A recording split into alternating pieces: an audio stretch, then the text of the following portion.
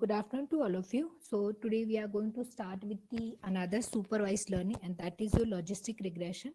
So this logistic regression we are going to cover in relation with your linear regression. So first we will go through simply we are going to revise what was your linear regression and how, and then we will try to cover the relationship between your logistic and regression, and what are the differences we are having in your linear and logistic regression, and then we will cover this logistic regression in complete detail.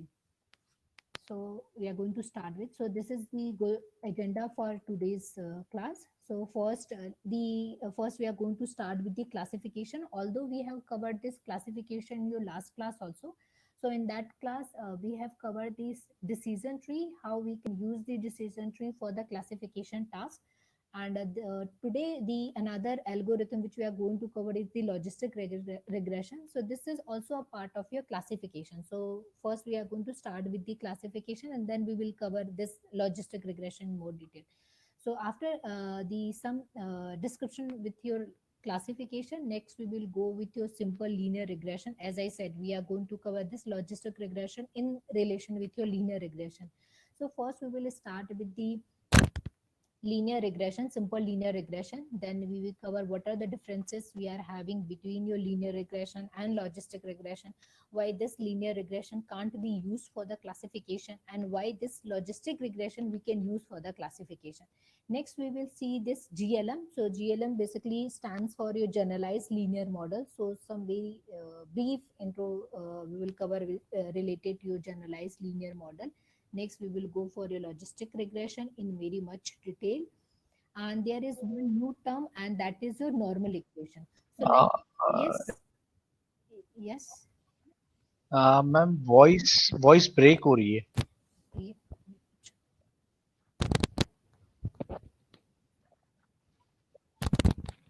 अभी अभी clear है? या ma'am. Okay, ठीक है. So next we are going to cover this logistic regression, and in case of a logistic regression we are having also some parameters which we have already seen in case of your linear regression also. So in case of a linear regression, the same thing we have means how to calculate the value of the parameters. So the same concept we can use for the logistic regression also. And the another term which we are going to use for the calculation of that coefficient using your normal regression. So that normal equation we are going to see in more detail, how we can use this normal equation to calculate that coefficient. The same coefficient which we have covered in case of linear regression, the same we are going to cover in your logistic. And the way we have calculated for your linear regression, the same way we can calculate for your logistic regression also, but with some modification we will have, means some difference we are having between your linear and logistics, so that we will see how it is. Next, whatever things I am going to cover, so first we will cover all the things with related to your binary class classification problem, and that we can extend to your multi-class classification problem. So how we could extend this binary class classification problem to your multi-class classification problem, so that we will see at the end of your session. So let's start with your classification part. So that we have already seen. So I'm not going to cover this in much details. Simply we are at this part, supervised learning part. Regression we have already covered. In your classification, we have covered one algorithm, and that is your decision tree. Today we are going to start with the another part, and that another, not the another part, basically the another algorithm, and that is your logistic regression. Okay. Now this part, this thing I means this I need to explain in your very first lecture, but I forgot to mention it. So that's why I am mentioning here. So basically, whenever we are dealing with a problem, so for that problem we are having some sets of the parameters, or you can say not these some sets of the parameter in terms of the some sets of the features we are having to describe the problem. So for different kind of the problem, you can have different kind of the feature, you can say, or different kind of the attribute, and the nature of these attribute could be different. Like for some of the attribute it could be a categorical, and for some of the attributes the nature could be a numerical one. And in your categorical, again we are having two division, nominal and ordinal. Both are basically, or nominal or ordinal, both are basically representing the naming concept. But the main difference between your nominal and your ordinal is, in case of your nominal, it's just a simple name type of thing like your male, female, red, black, and blue. So basically, this is representing the naming concept. In case of your ordinal, although it's representing the naming concept, but here you are having the order between the value, like your small, medium, large. Here you are having some kind of the order between these value. And if you go for the grade like A, B, C, D, or F, so basically in these value we are having, again we are having the order. So whenever you are having order between your values, so that will come under in your ordinal one. And if it is a simple naming thing, so it's going to be a part of your nominal. Next, coming to in the another direction, and that is your numerical. So for your numeric, it could be your real value, it could be your discrete value, like your salary, it could be your discrete one. If we go for a if and the another part is your discrete, like your 1, 2, 3. So these are basically the discrete value. So now the in summary, the for a different problem, you can have a different sets of the variable, and each of these variable could be of different nature. So according to that, we need to select the model. According to that, we needed to process it. Like suppose if I'm considering this 1, 2, 3 as my nominal, for example, suppose if so, basically this 1, 2, 3 is not representing any numerical value. This is just used for the representation. Like just suppose I'm representing red as a 1, blue as a 2, and green as a 3. So this 1, 2, 3 is not representing any value. This is just for the representation we are using. Okay. And if we consider this as your 1,000, 2,000, 3,000 as a salary, for example, so here 1,000, 2,000, 3,000 all are representing a particular value, means uh, having something worth, some worth related to your value. So this you already know. And okay, now in case of your classification and in case of your regression, the difference was, and the difference was basically the prediction. So here in case of your classification, the predicted value is not going to be the continuous value, it's going to be the discrete. And that discrete value could be your binary or it could be your multiple also. So like if it is your binary, so in that case the problem is going to be a binary classification problem. And if it is going to be more than two, so in that case it is going to be a multi-class classification problem. First, we are going to start with your binary classification problem, and next we will move how we can use the same algorithm for your multi-class classification problem. So that we will see at the end of the lecture. So the concept which we are going to cover for your binary classification problem, the concept you can extend for your multi-class classification problem. So this binary we are going to cover in detail. Okay. Now, like in case of, as I said, in case of a classification, your objective is to assign label to your defined sets of the test instances. So the test.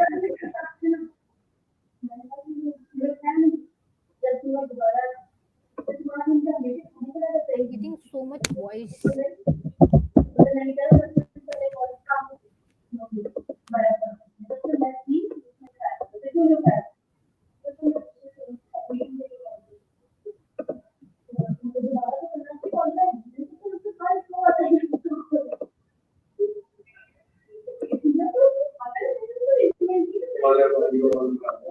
Uh, Hello.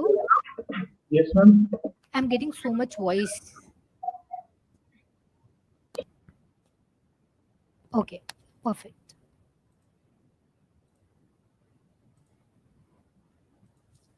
Okay, so like in case of your classification, as I said, we are going to assign the class label for your given input. For this particular, for all three cases, assume it like we are having the classifier, and that classifier we have built based upon your training example. Okay, so all these three classifier we have built based upon the training example. Okay, now in all three cases, as my task is different, so the based upon my task or based upon the problem, the input is also going to be different. Like here in this case, the task is the image classification. So if I want to go for the image classification, so I need to prepare the model. I need to prepare that classifier, I need to train that classifier with the sets of the images. Here in this case, the task is to news classification. So as the task is the news classification, so I need to adjust my classifier based upon the sets of the news. So like in this case, the training example or the training instances are going to be your sets of news. In this case, as our task is to classify an email, whether it's to spam or non-spam, so here you are going to build the classifier based upon the some sets of the sets of the train example. Here in this case, the train example is going to be your sets of email. As in all three cases, your task is different, your input is different. So the way you are processing all these inputs is also going to different. Like the image, like suppose if you are having image and you are having a document, the way you are processing the document and the way you are processing the image is going to be different. Like in case of a document, the information is going to be in terms of your words which are present in your document. But if you talk about the image, so in case of an image, the information is going to be present, basically going to contain in a pixel. So the main thing is the problem which you are having, and based upon the problem we are going to have different sets of the input, and as you are having the different sets of the input or different type of the input, the way you are processing it is also going to be different. So in the first, it's your spam classification, second one is your news classification, and third one is your image classification. So here in this case, in order to use it, I'm going to supply my one email, and for that it is going to say whether it's a spam email or whether it's a non-spam email. Here I'm going to supply news, and in this case the classifier is going to classify that news into your sports, entertainment, and science and technology. In the third case, here I'm going to supply an image, and that image is going to classify as a cat image or whether it's a dog image. Okay. One more thing is, like in the first case and in your last case, the classification is a binary class classification problem, because in both the cases the number of the classes are two, but in this middle one we are having more than two classes, so it's going to be a part of your multi-class classification. Okay.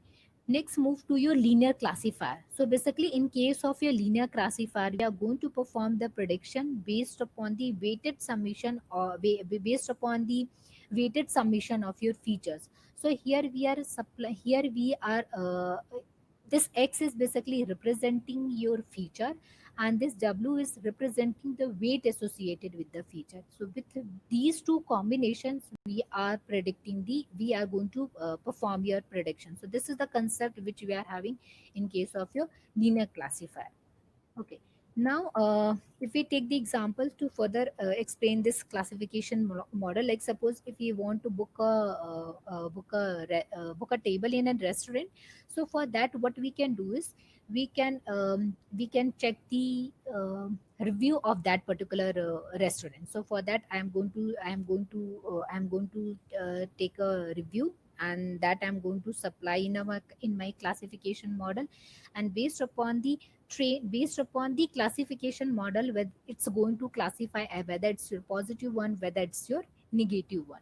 So here what we are basically, as I'm saying that I'm going to prepare my classification model, and here my the classification model we are going to prepare based upon the sets of the sentences, based upon the sets of the reviews. So as this one is related to your document, so basically what is going to be your features, and what is going to be your weights. So basically here the weights is going to be your theta, that we have already covered in case of your linear regression, and the features are going to be your words. So based upon the words and associated weight, based upon these combination, I am going to predict whether it's going to be a positive review or whether it's going to be your negative review. So like this thing we have already obtained through our model. Basically these things we have derived through your training, and here these are representing your sets of the words, and these things are basically representing the coefficient which are associated with the word. So basically based upon these two combination, I am going to predict it. So now here what I'm going to supply, I'm going to supply this sentence. So the soup was good, but the service was bad. So whatever kinds of the word we are having, based upon the words and the associated weight which we are having here, based upon these two combination, I am going to predict it. So let's see how it's going to be. Okay, so now suppose this is the equation which we have formulated based upon the model. So this is 1.0 total number of the awesome and minus 1.5 into the total number of full. So based upon this calculation, I am going to say the review is your positive one or whether it's a negative one. So basically, if it is a greater than zero, so in that case, I am going to say it's your positive, and if it is a less than zero, so in that case, I am going to say it's your negative review. And this is just a summarization of the part which we have covered till this point. So this word and coefficient that we are having in terms of your model, here I'm going to supply this review. Based upon this model, I am going to calculate the score, and if the score is greater than zero, I'm going to say it is a positive, and if it is a less than zero, I'm going to say it as a negative one. Now in the previous case, like here you can see, as we were having only two features, so basically we are going to have three coefficient we will have. So when the number, when you are going to represent your problem in a two dimensional space, so here, so in that case your separation will be in a terms of your simple line. So basically with your line you are going to provide the separation. But if it is your more dimension, like if it is going to the, if you are having more than if you are having three coefficient, so that means we are having three coefficient. So in that case the separation is going to be plane, and if it is your even more than that, so in that case the separation is going to be in terms of your hyperplane. So that also we have seen in case of your linear regression, that things we have seen.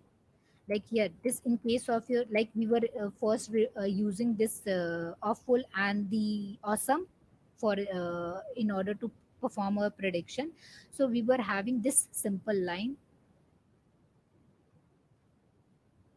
we were having this line for the separation, but here as we are considering the three dimensions, so now it's going to be your plane, and the equation of the plane that we can roughly we can write it in this format. So this theta naught, theta 1 is associated with your awesome, theta 2 is associated with your number of awful, and theta 3 is associated with your great. Now come to the difference between your linear regression and your logistic regression. So like when I am going to prepare the model for this defined sets of the code using a linear regression, this is going to be the different for this model, because in case of your linear regression, this 1 2 3 will be treated as a numerical value, but as you can see here, we are using this 1 2 3 just for the representation. This is not your actual value, the actual numerical value, it's not like that. It is just we are using for the representation. But in case of a linear regression, you will have different model for these two cases, and we are not having any way to convert your categorical value which is having more than one label, so that could be used for a linear regression. So this problem we will have when I'm using more than one categorical value, and that I am classifying using a linear regression. So this is the first problem which we are having. Next problem is related to your imbalanced data set. Let me go to your code.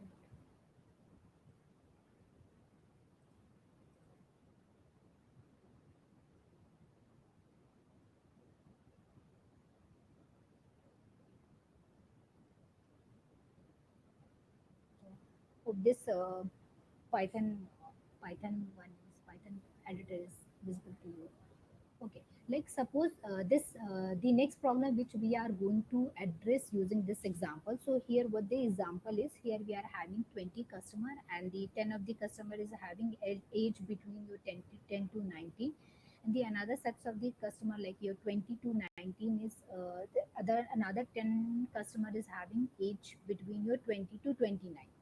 Okay, so the person who is having age 10 to 19, they are going to buy the product, and the person who is having age between 20 to 29, they are not going to buy the product. so that we can simply visualize here. So these sets of the person is going to buy the product, and these sets of the person is not going to buy the product. Like suppose for this case, suppose if I'm using my linear regression. So if I'm using this linear regression, so it's going to look like this. Okay, so for this particular case, what I can do is I can use this point as my classification criteria. Like suppose if the value is great, if the value is greater than this,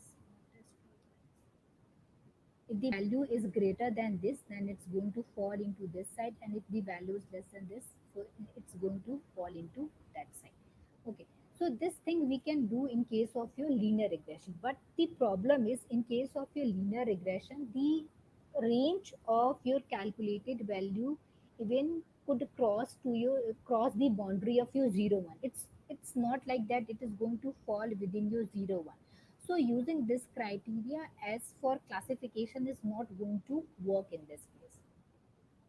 If it is on this side, for this particular case, like suppose if I'm getting the value between 0 1, so in that case I can use this criteria for the classification. But most of the time in case of a linear regression, it could go beyond this, and even it could cross to this boundary also. So it's not going to be confined within 0 1. So this is the first problem which we are having in case of a linear regression, so that's why we can't use it. Next problem which we are having for your linear regression is your, it's quite sensitive towards your imbalanced data set. Like the placement of the line is going to depend upon the purely going to depend upon the what kind of the distribution you are having, what kind of the distribution you are having in your data set. So it's going to depend upon that. So if the distribution is if your data set is quite imbalanced, so in that case it is also going to affect the placement of your line, and if it is going to affect the placement of the line, so in that case it is also going to affect the prediction also. So like suppose here we are having another, like here in this case, like suppose here what I have done is here I have introduced some more examples. So as I have introduced some more example, so now your line has been shifted. Instead of this one, instead of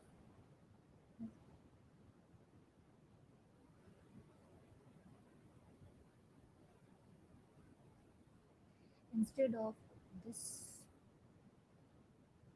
earlier we were having some this kind of the division, because as I have introduced this sets of the instances, now your line has been shifted to this particular part. Now in this case I am not able to make the clear prediction, because if I'm taking if suppose if I'm taking just 0 0.5, suppose if I have taken this one, so in that case I'm going to have some wrong prediction. So this problem, these two problems we are having in case of your linear regression.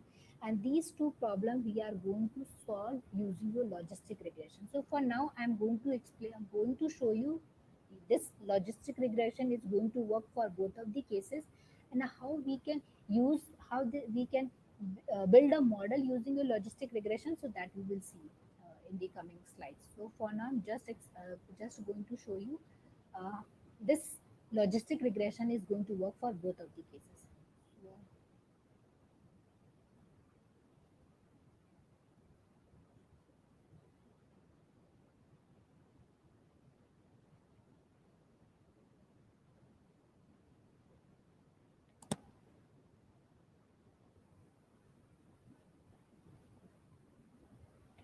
for the same problem, this is the representation which we are having for instance, this is the coverage which we are having using a logistic regression, and the straight line we were having for your linear regression, like this kind of the things we were having in case of your linear regression. So for your linear regression, I am getting 0.75 as my R square. The value which is more closer to 1 is going to be considered as the best model, and in case of your logistic regression, I'm getting this 0.94. So this logistic regression is more accurate compared to your linear regression. Next is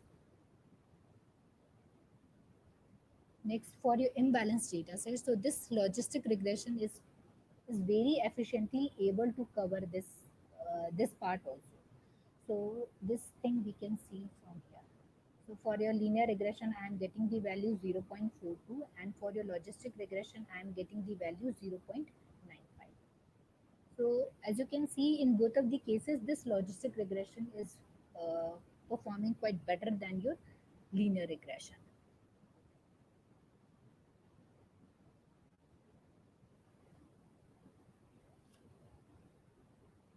So this part we have already covered, like the value could go beyond this 0 and 1. So, and in case of your in case of linear regression, the value could go beyond 0, 1. So we can't use this 0.5 criteria for this linear regression straightforwardly.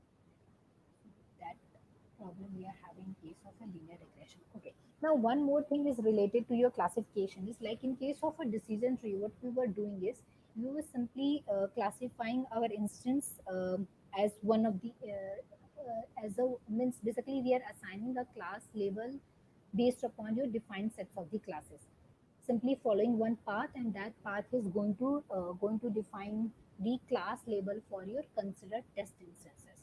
But in that case we are not considering how much sure we are about our prediction.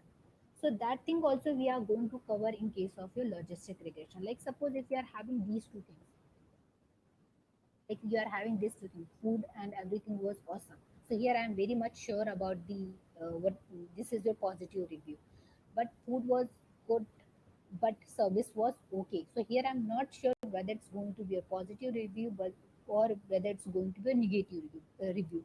But in most of the classification problem, it's going to be classified as one of the class label. So if we could predict, if we could assign some kind of the surety to your defined instance, so in that case it is also going to help you. Means it's also going to help you to perform some better prediction related to your test instance. And the solution for that problem is your probability. If I can like if I'm saying, if I'm assigning a class label to my test instance, and along with that if I'm also attaching the probability to that labeling, so it's going to help you to perform better interpretation with respect to your given instance, or with respect to your given test instance. So here what we are trying to do is, like suppose if I'm predicting with respect to positive one, so if we are getting the pure probability with 1, so that means I'm very much sure that I'm absolutely sure that the review are positive. And if I'm getting the value 0.0, so in that case also I'm very sure that it is not your positive one, it's your negative one. But if we are getting the value 0.5, so it could be your positive and negative, it could go to the in that case we are not able to decide. But in these two sides I'm clearly able to decide what should be, means whether the review is the positive or not. Okay. In case of logistic regression, what we are not just going to straightly use the probability, we are going to use the conditional probability. So in case of your conditional probability, you are having one event that has already occurred. Based upon that event, I am going to predict the another one. So here in this case, what we are having is food was delicious. Based upon that, I'm going to predict it's going to fall to your positive sides. And if it is the same thing which we have covered at this part, the same thing has been written here. Like if I'm getting the probability is 1.0, so that means it's your positive one. And if it is I'm getting 0.0, so that means it is not fall to your positive class. And if it is not falling to your positive class, so that means it's your completely not falling to your positive class. So that means your this review is your negative one. So the same thing has been represented here. Here I'm very much sure that it's going to be a positive, and here it's your, we are not sure whether it's going to be positive or whether it's going to be negative. It could be a positive side also. It could be, it is your positive side with this much of the probability. Remaining 0.45, it's going to be a negative. Some of the facts which are related with your this probability, whenever we are calculating the probability, whether you calculate with respect to positive, like for you this is with respect to your two class classification problem.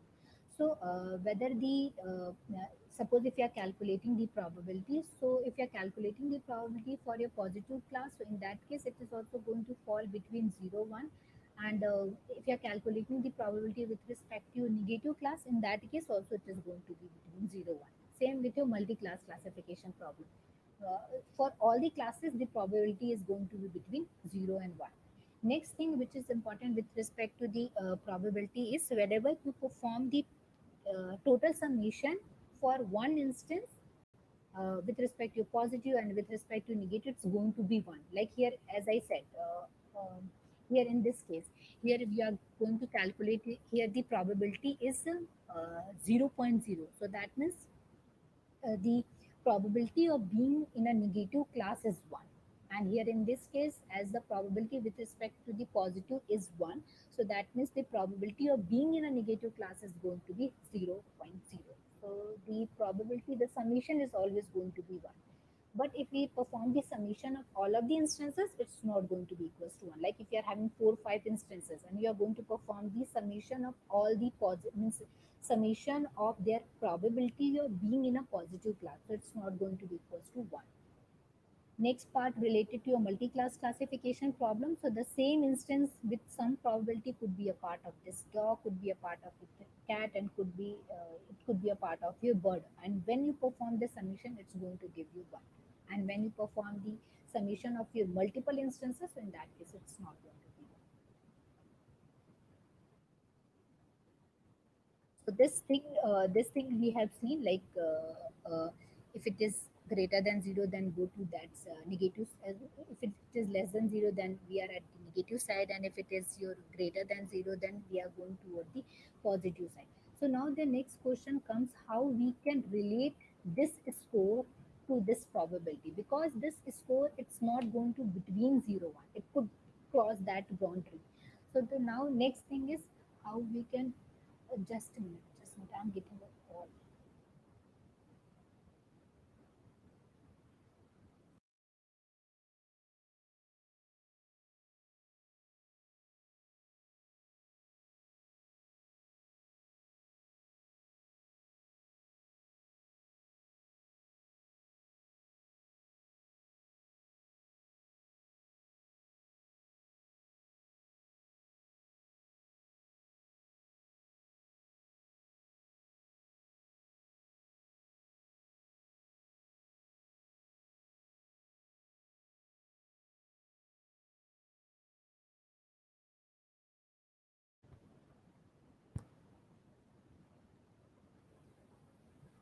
Okay. So now the question is how we can relate this score to the probability, because as I said, it could cross to the boundary. So now we need to have some function, or we need to map it in some way. We need to map it.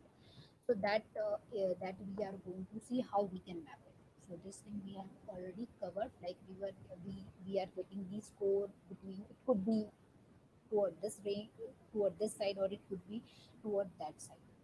So if it is very much toward a larger value, then we are going to say it's your positive one. If it is very much towards your negative value, then we are going to say it's your the probability of being in a positive class is your 0. And in between we are having the 50. So this we want to squeeze this very large value to your 1 and this very small value to your 0. So that we want to link it. So in order to link this value, in order to map this value between this range, we are going to use some link function. And this link function concept we are having in a generalized linear model. So we are having two things. First one is your general linear model, and next one is your generalized linear model. So the simple linear regression which we have covered. So in that case, if we are working with the multiple variables, and that will come under in your general linear model. Like you are having the theta naught plus theta 1 x plus theta 2 x plus your error function. So that is a part of your general linear model. In case of a generalized linear model, here you are having the linear combination of your input and your coefficient. Along with that, you are also having the concept of a link function. So this basically link function help you. Basically, this link function help you to transform your this value. And now, based upon the based upon your different algorithm, the link function is also going to be different. Like if we consider the Poisson regression, so in that case the link function is going to be log. And for now we are going to cover the logistic regression. So for the logistic regression, the link function is your sigmoid function. The another name of your sigmoid function is logistic. So that's why the name for this particular classification is your logistic regression. So that we are going to see. The name for your sigmoid is also known as your logistic. So that's why the name for this particular classification algorithm is your logistic regression. Okay. Now what we are going to do here is that we have seen we will have the coefficient and your feature in this combination. Over that I'm going to apply this function, and this function is basically going to help me to map my value between your 0 and 1. So you can see in this figure, so these are basically representing the value of your theta transpose s, both sides. These are basically representing the value of your theta transpose s, and this blue line is basically representing the value when I am applying my transformation on my given value. So if it is very large, so in that case I'm going to move towards 1, and if it is very small, then in that case I'm going to move toward your 0. So that thing you can also see from this. Like this first is basically representing your value of your theta transpose, that we will get it through the linear combination of your input and your coefficient. So if the value is suppose if the value is 2, so in that case what I'm getting 0.88, and if the value is minus 2, so in that case I'm getting the value 0.12, and if it is very small, so in that case I'm getting the value 0, and if it is very large, then in that case I'm going to get the value 1. So as you can see, based upon my input, it is going to squeeze my all the value between your 0 and your 1. So here this link function helping me to tackle my first problem that we were having, means it was crossing the boundary, so that we are able to deal with.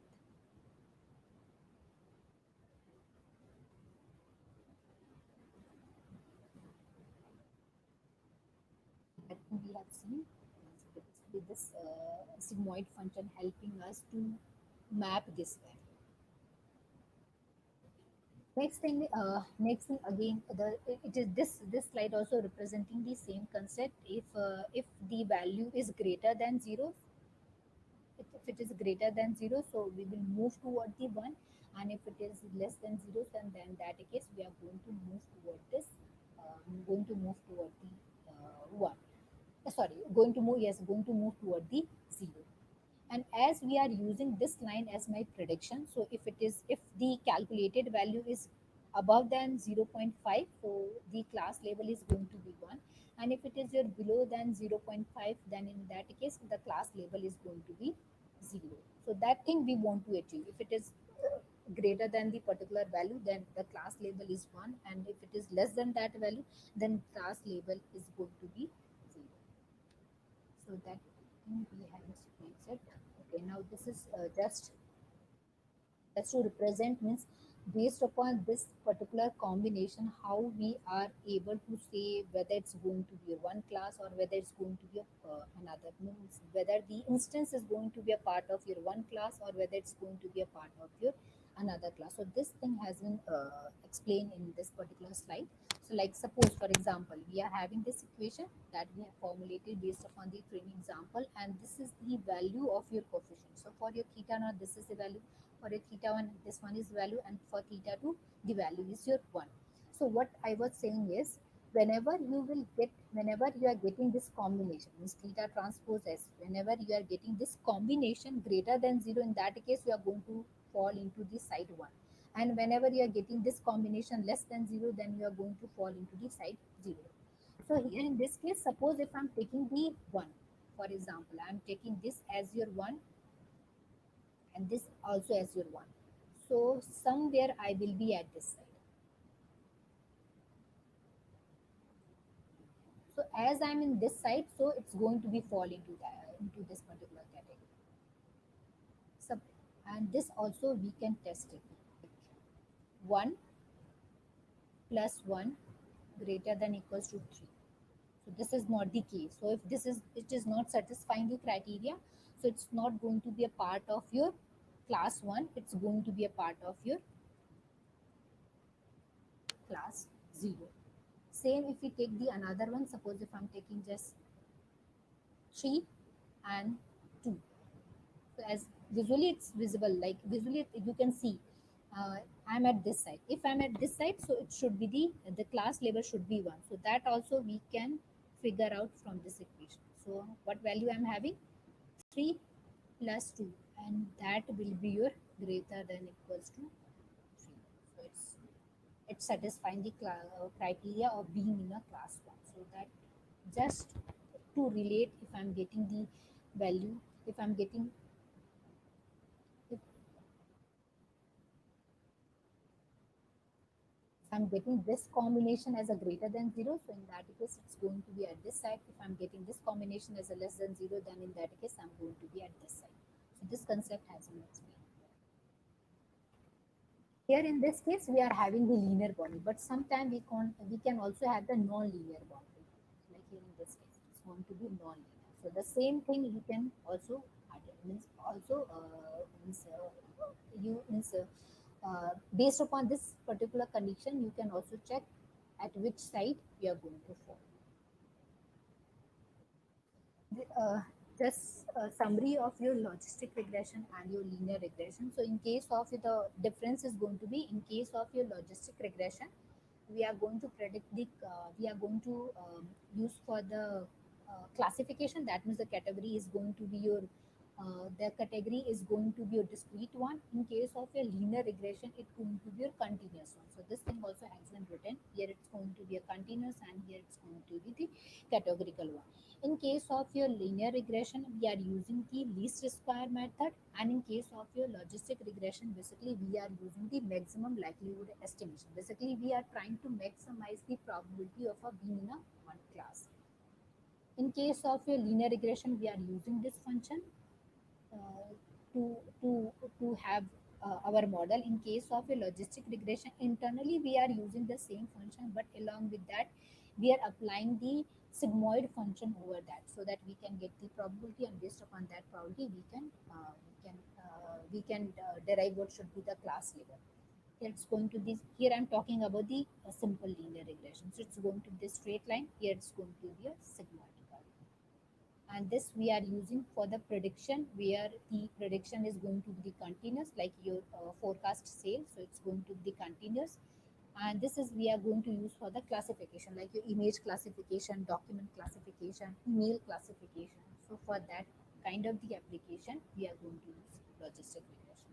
So based upon the what kind of the application you are having, based upon that, either you will, like if it is your continuous, so no doubt you are going to move with your linear, and if it is your if it is a categorical one, so in that case logistic regression we are going to use.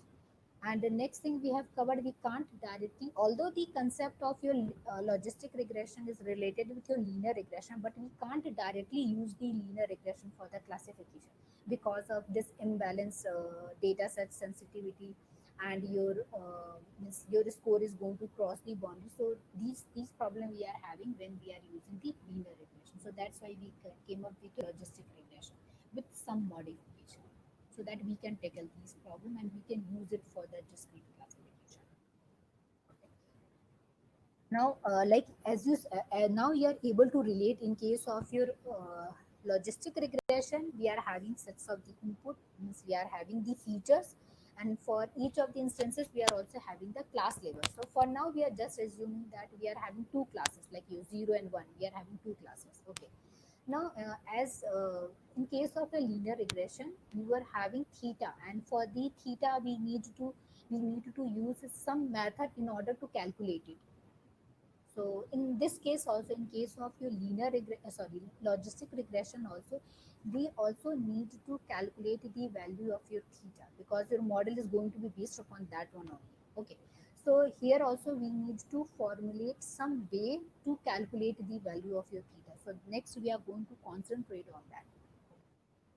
This is the summary. This is the summary slide for your cost function. So that also we have seen in your linear regression. So this is just the difference between your predicted value and your actual value. So this is going to define your cost. This cost function, for simplicity, we are going to write it in this way, and this we have further simplified in this way. So the cost is going to be just a function of your input and your predicted value. One more thing which are related to your logistic regression is, in case of a linear regression, as we were just using the linear squared error as a loss function, and that was your convex in nature. But here in this case, it is this is your non-convex, as we have used this function. So this is your non-convex in nature. And what other thing we want is, when I'm predicting one, then in that, and the class label is also one, so in that case your cost should be zero. If I'm predicting one and the class label is also one, so in that case the cost should be zero. And if I'm predicting one and the class label is zero, that is just the reverse one, so in that case your cost should be as maximum as possible. In the another case, if the class label is zero and I am predicting one, that again the reverse prediction is there. So in that case, your cost should be maxima. But if I'm predicting zero and the class label is also zero, so in that case, your cost should be zero. So for your logistic regression, we are going to formulate our cost for two things, for your one and for your zero. So for the and you are going to formulate your cost function based upon these two information. Means for first case, some part of the cost function is going to work, and for the next case, some part of the cost function is going to work. That means if the class label is one, then in that case first half is going to work, and if the class label is zero, so in that case the second half is going to work. So we this is the second thing which we want in case of your cost function. So that we are going to formulate, means we are going to formulate our cost function so that it can fulfill these things. So this we have already covered. Like if if my class label is 1 and I'm predicting 1, so in that case, if my class label is 1 and I'm also predicting 1, so in that case the cost should be 0. And if I'm predicting 1, if the class label is 1 but I'm predicting 0, so in that case the cost should be maximum. In the reverse case, if the class is 0 and I am predicting 0, so in that case your cost should be 0. And if the class is 0 and I am predicting 1, so in that case your cost should be maximum. So this thing we want in our cost function. So let's see how we can achieve it. So basically, this is just a plot of your log function. So this is representing your minus. This is representing your log, and this is representing your minus one, a minus log. And what kind of the behavior we want? We want this behavior. So in your log, we are going to formulate our cost function in terms of your minus log, because this behavior we want in our cost function. We want this behavior. And if we and next, this is for your one side, and next behavior what we want is this one. So now you are able to cover both the sides. For one of the cases, if this form is going to work, for another case set of the cases, this form is going to work. And these two things we are going to achieve using your minus law. So that we are going to see, so that you can relate it. This behavior which we are having with minus log, and next we are going to have just the reverse behavior. So it's going to be minus log 1 minus log.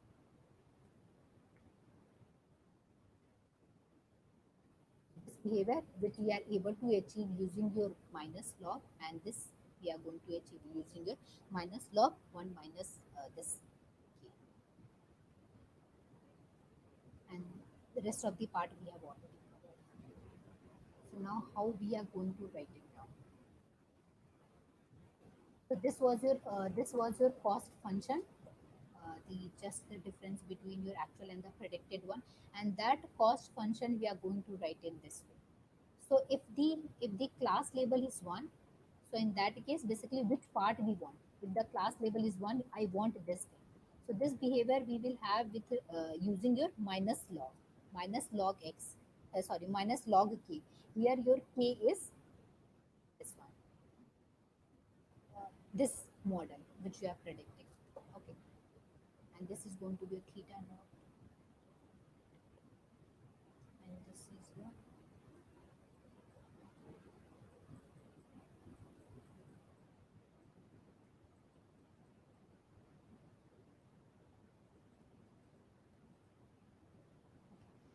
and next the reverse behavior which you want for your zero. So this we can formulate with this pattern.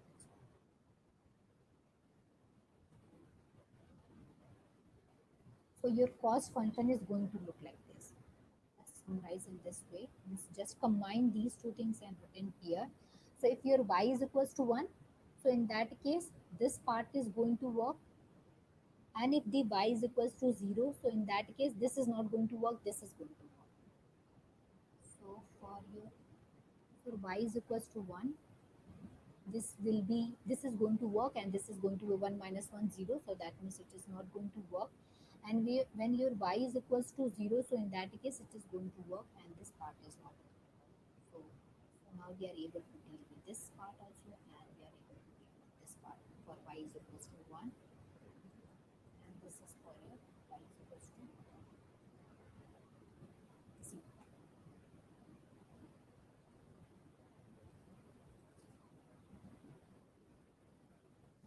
how it is going to look. So whatever things we have covered till this part. So basically, this behavior we want, and when prediction is correct, then the cost is minimum, and when the prediction is incorrect, then in that case the cost is maximum. So summary of that means now your cost function is going to look like this. For your first, it is going to, for y is equals to 1, this is going to work. For y is equals to 0, this is going to work. So this is the formulation of your cost function which we are going to use in case of your logistic regression. In next class, we will start with your how to calculate the value of your theta. So that we will start in your next class.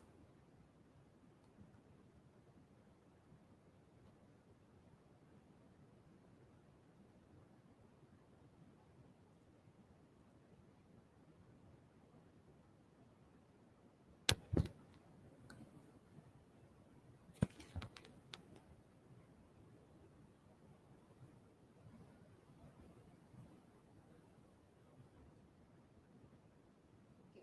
Voice issue is there. If if it is not clear, in the next class we will first summarize it, and then we will continue. I haven't seen this chart.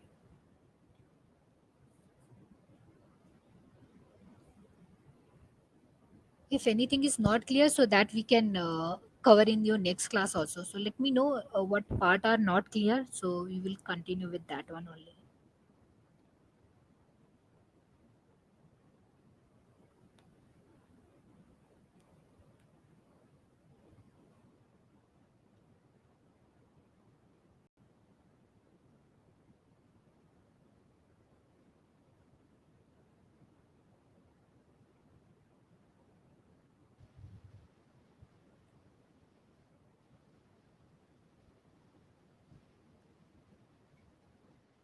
Yes, Hello. yes. If anything is not clear, means if any of the part is not clear to students, so we can continue in your next class also. Let me know. Ma'am, you are audible if participants are using the earphone. Okay. So, Thank you, ma'am, okay, thank you. and thank you, participants, and kindly join. Thank you so much.